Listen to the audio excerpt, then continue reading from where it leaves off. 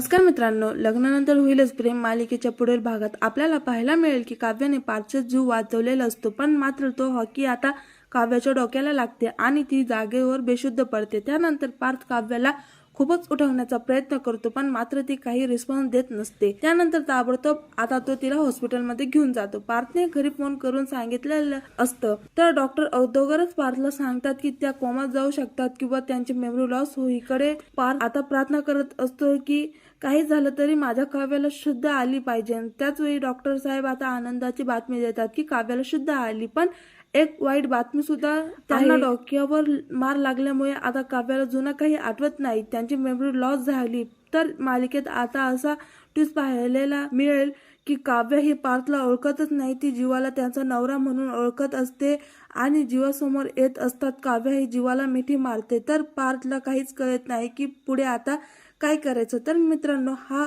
असला व्हिडिओ तुम्हाला आवडला असेल तर कमेंट करून नक्की सांगा।